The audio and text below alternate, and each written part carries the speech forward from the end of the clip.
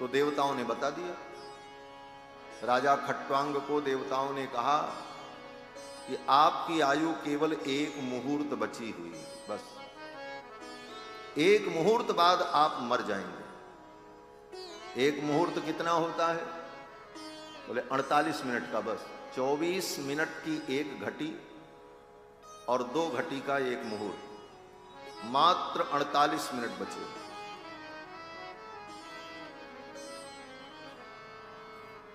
महाराज खट्वांग विचलित नहीं हुए। महाराज खट्वांग ने सोचा 48 मिनट बहुत है, मैं अपना कल्याण कर लूं।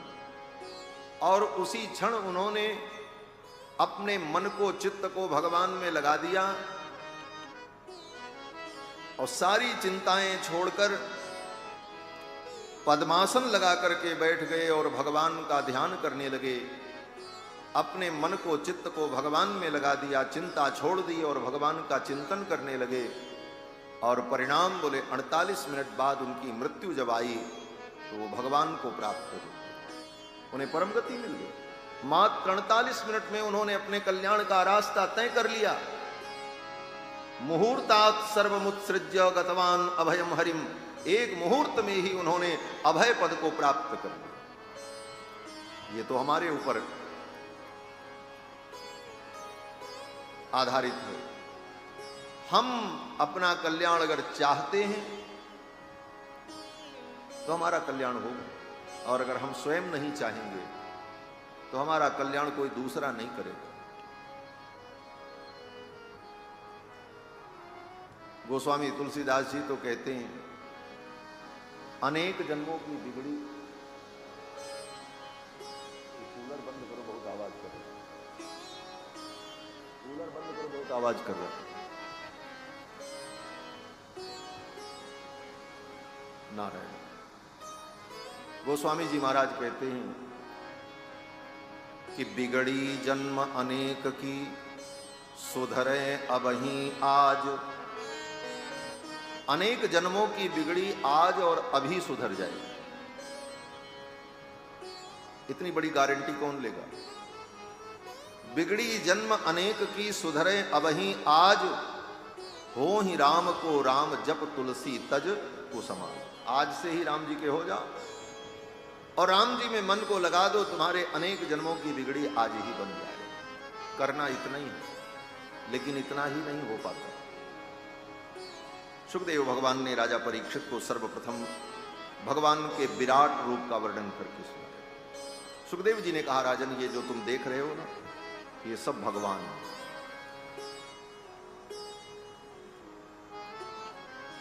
भगवान के विराट रूप का वर्णन करते हुए सुखदेव जी ने कहा, ये 14 भुवन, अतल वितल सुतल तलातल रसातल महातल पाताल, ऊपर के 7 लोक, भू भुवः स्वः मह जन तप सत्य, ये 14 भुवन परमात्मा में ही प्रतिष्ठित है। ये विराट जो दिख रहा है संसार, ये सृष्टि, ये भगवान ही है। पहले यही उपदेश किया। पहली दृष्टि यही होनी चाहिए कि हम सारे संसार को भगवान के रूप में देखें।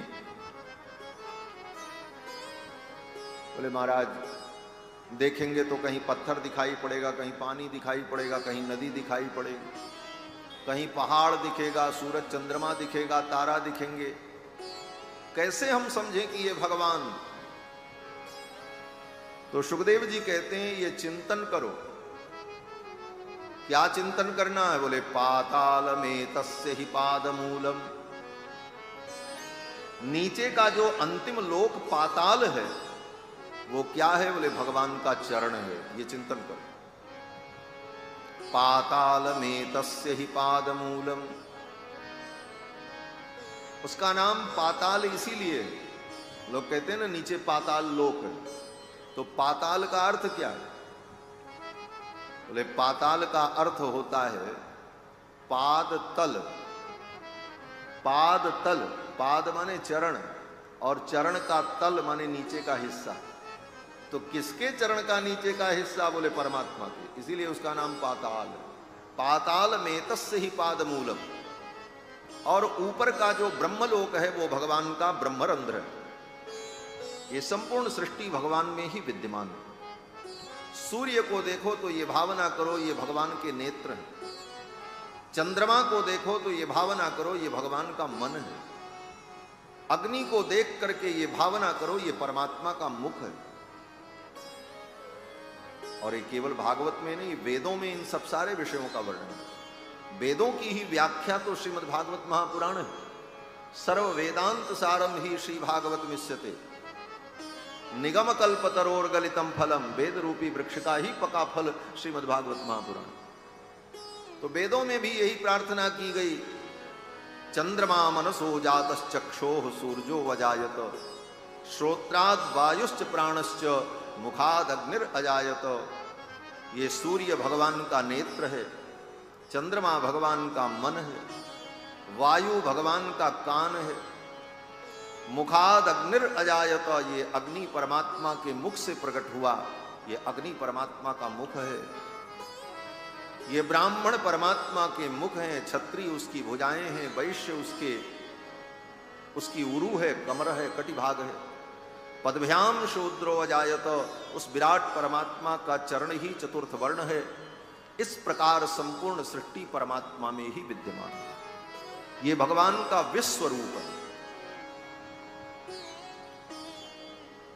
गोस्वामी तुलसीदास जी महाराज भी इन भावों को अपनी पंक्तियों में वर्णन करते हैं कि चंद्रमा भगवान के मन से प्रकट हुआ, सूर्य नेत्र से प्रकट हुआ, बिछुड़े शशि रवि मन नयनन ते, गगन गमन गति तेरो। तो ये विराट परमात्मा का ही स्वरूप है। नदियों को देखो तो ये भावना करो विराट परमात्मा के शरीर की ये नाड़ियां हैं। बड़े बड़े पर्वत जो हैं ये विराट परमात्मा के शरीर की हड्डियां हैं। ये अनंत अनंत जीव उस विराट परमात्मा में ही विद्यमान है। इस प्रकार से ये संपूर्ण सृष्टि ही परमात्मा का रूप। अब यहां तो बड़े विस्तार से वर्णन किया। भगवान की जो मुस्कुराहट है वही माया है, भगवान का जो अधर है वही लोभ है, भगवान का वक्षस्थल जो है वही धर्म है, भगवान की जो पीठ है वही अधर्म है। इस प्रकार धर्म अधर्म, पाप पुण्य, सत्य असत्य सब कुछ भगवान में ही प्रतिष्ठित है। यही भगवान का विराट रूप है, ये विश्व रूप है। इसीलिए भगवान का पहला नाम क्या है? कथा तो आपको सब मालूम है, लेकिन हम सूत्र केवल बता रहे हैं। भगवान का पहला नाम है विश्व। विष्णु सहस्त्र नाम में भीष्म पितामह ने जब भगवान के 1000 नाम का उच्चारण किया तो सबसे पहला नाम भगवान का क्या लिया? विश्व। विश्वं विष्णुर्वषट्कारो भूत भव्य भवत प्रभु। विश्वं विष्णुर्वषट्कारो, ये विश्व ही भगवान है।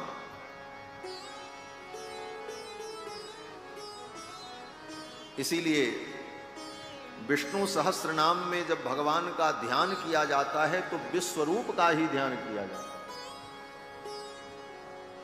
विश्वरूप इति ध्यानम, विष्णु सहस्त्र नाम का पाठ करते समय विश्वरूप का ही ध्यान किया जाता है। और वो विश्वरूप क्या है?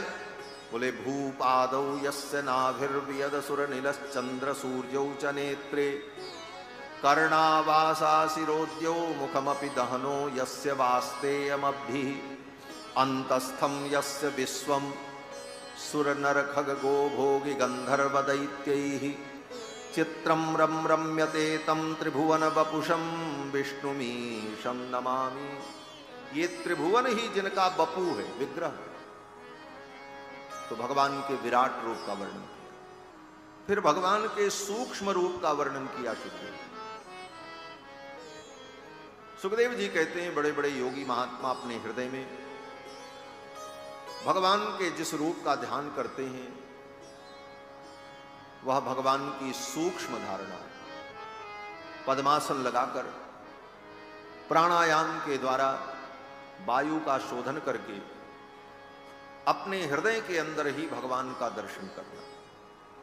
प्रादेश मात्रम हृदये वसंतम, प्रादेश मात्र भगवान का स्वरूप जो हृदय में विराजमान है वो रूप कैसा? बोले शंख चक्र गदा पद्म धारण किए हुए पीतांबर वनमाला विभूषित भगवान हमारे हृदय में।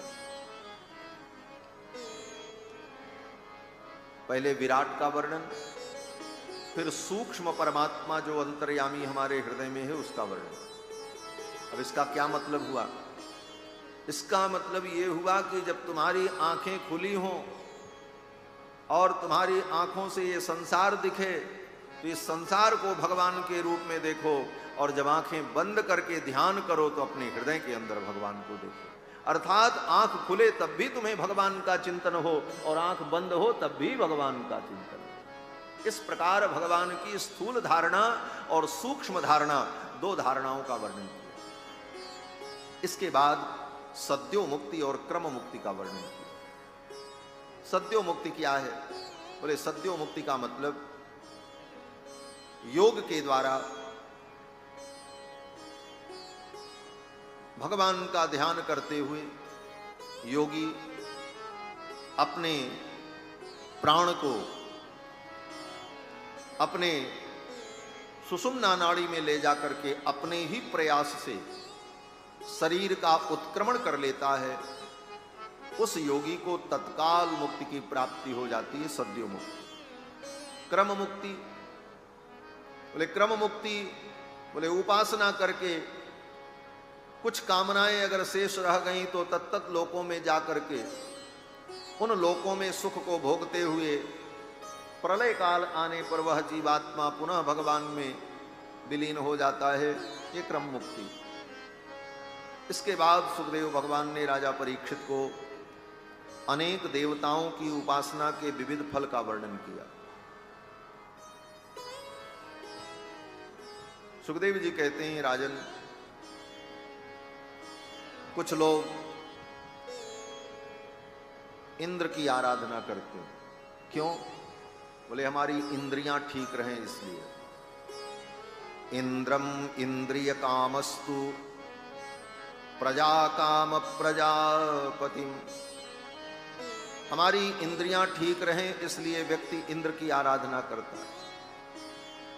हमें पुत्र संतान की प्राप्ति हो इसलिए प्रजापति की आराधना करता है। प्रजा काम प्रजापति।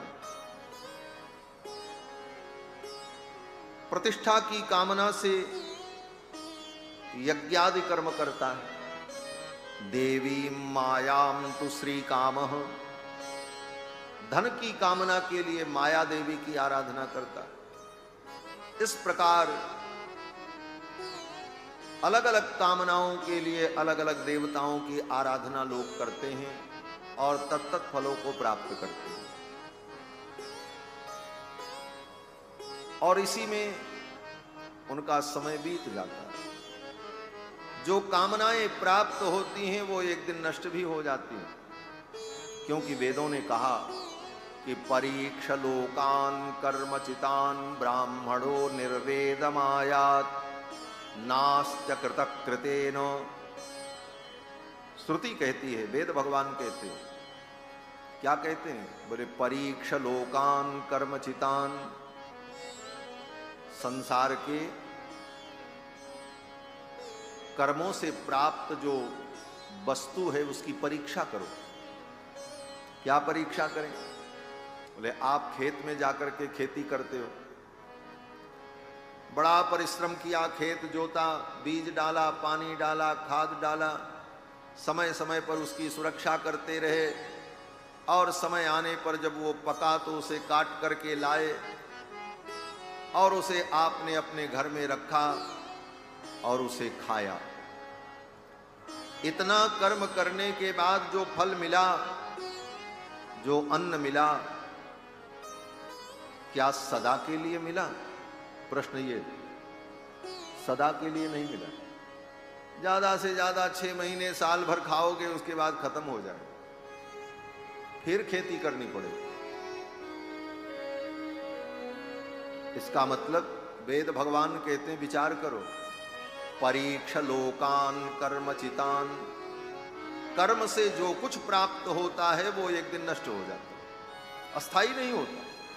फिर कर्म करना पड़ता है, फिर उसे पाना पड़ता है, फिर भोगो, फिर समाप्त हो जाए, फिर कर्म करो।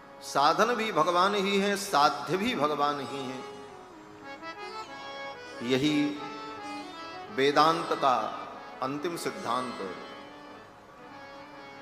सुखदेव भगवान कहते हैं, राजन, अलग अलग कामनाओं के लिए अलग अलग देवताओं की आराधना में लोग लगते, लेकिन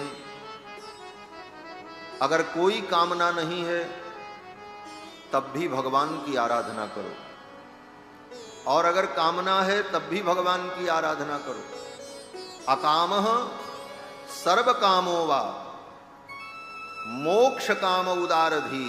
अगर मोक्ष की भी कामना है तो भगवान की ही आराधना करो, इधर उधर मत भटको।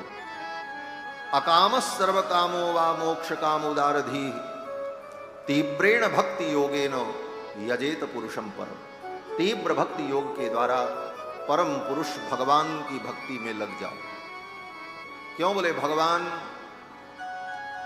तुम्हारी सारी कामनाओं को भी पूर्ण कर देंगे, समय आने पर तुम्हें निष्काम बना देंगे, और फिर समय आने पर भगवान तुम्हें संसार बंधन से मुक्त भी कर देंगे। ये तीनों कार्य भगवान ही कर देंगे। केवल एक उदाहरण समझने के लिए, श्री विभीषण जी महाराज भगवान की शरण में क्यों आए? रावण के डर से थोड़ी आए। रावण से विभीषण जी को कोई डर नहीं था।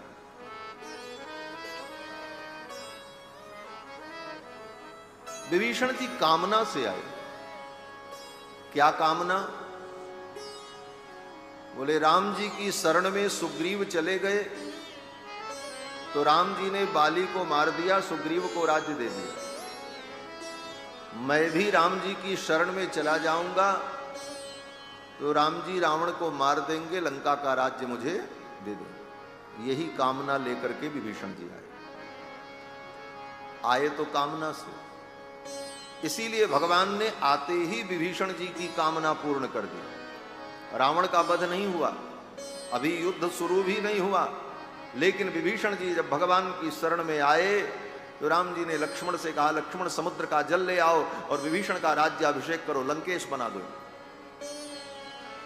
लक्ष्मण जी ने कहा अभी युद्ध शुरू नहीं हुआ, रावण का वध हुआ नहीं, आप इनको लंकेश घोषित कर देंगे। कल कहीं रावण की बुद्धि बदल गई और रावण सीता जी को लेकर के ससम्मान आपके चरणों में आ गया शरणागति करने के लिए, तब क्या होगा? तब आप रावण को कैसे मारेंगे? क्योंकि वो भी आपकी शरण में आ जाएगा, तो शरणागत वत्सल हैं आप। तो भगवान ने कहा लक्ष्मण चिंता मत करो, रावण अगर आ गया तो रावण को लंका का राजा, रावण लंका का राजा है, रहेगा। बोले तो विभीषण का क्या होगा? बोले विभीषण को हम अयोध्या का राजा बना देंगे। भैया भरत से कहेंगे अयोध्या का राज्य मेरे विभीषण को दे दो। ये औदार्य भगवान का। भगवान ने तुरंत विभीषण का तिलक करा दिया। फिर भगवान ने सोचा अभी तो विभीषण कामना से आया,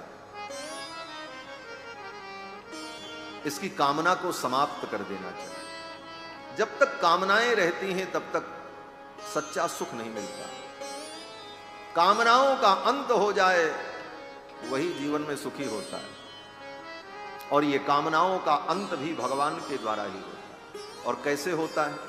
बोले ये कामनाएं जहां से पैदा होती हैं हृदय से, उस हृदय पर भगवान अपने चरण को धीरे से रख देते हैं। वेदव्यास जी लिखते हैं, बोले सत्यम दिसत्यर्थितमर्थितो नृणाम नैवार्थदो यत् पुनरर्थितो यतः स्वयं विधत्ते भजतामनिच्छताम इच्छापिधानम निजपाद पल्लवम।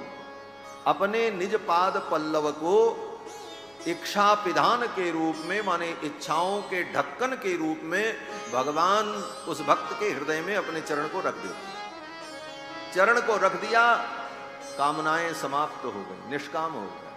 अब क्या चाहिए? बोले अब मोक्ष चाहिए। मोक्ष भी भगवान दे देते। इसीलिए विभीषण जी जब आए तो राज तिलक कर दिया। राज तिलक करने के बाद विभीषण के हृदय में भगवान ने अपने चरणों को धीरे से पधरा दिया। विभीषण जी की कामनाएं समाप्त हो गईं। भगवान ने सोचा चलो एक बार परीक्षा ले लेते हैं।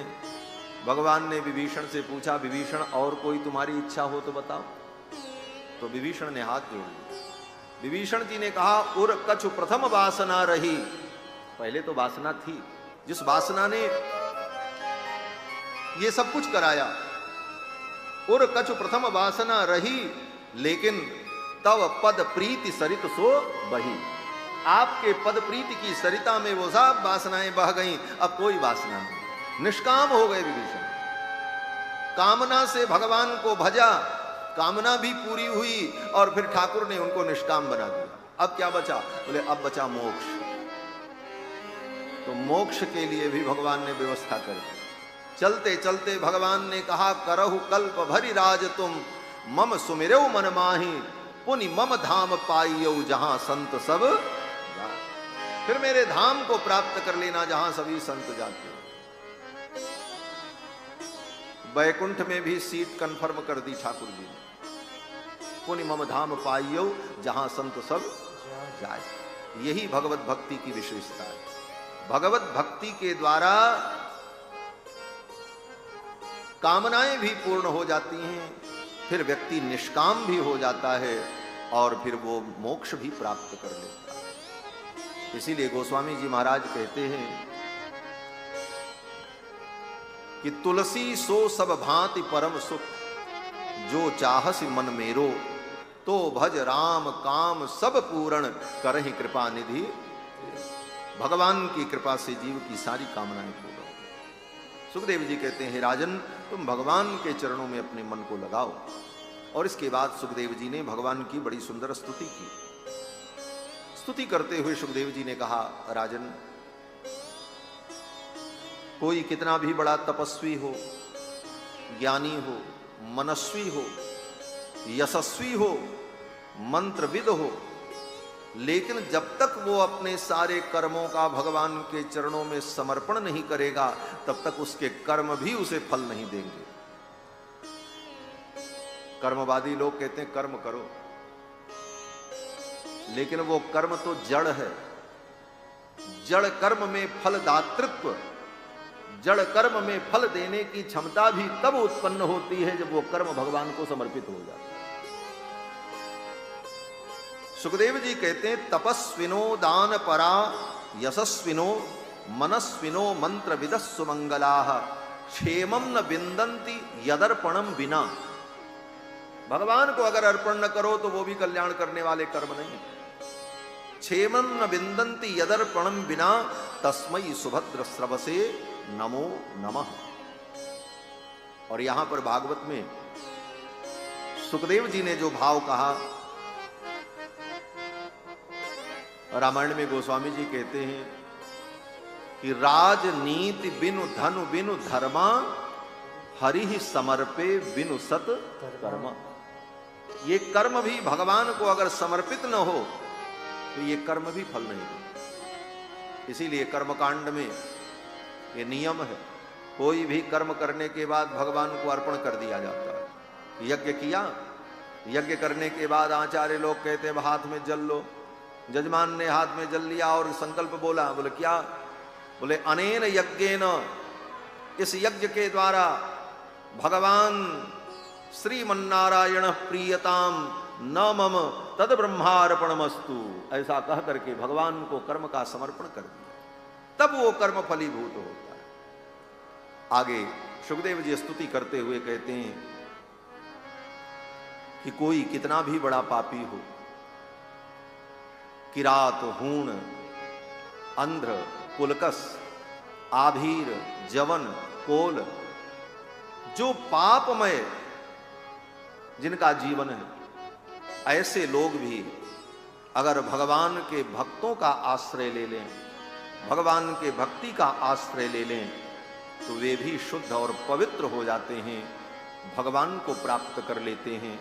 किरात, हूणांध्र, पुलिंद, पुलकसा, आभीर, कंका, यवना, खसादयः, येन्ने च पापा यदुपाश्रयाश्रया शुद्धन्ति तस्मै प्रभ विष्णवे नमः।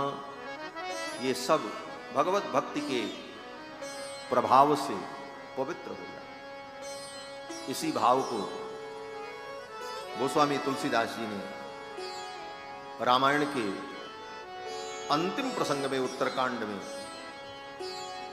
वर्णन किया।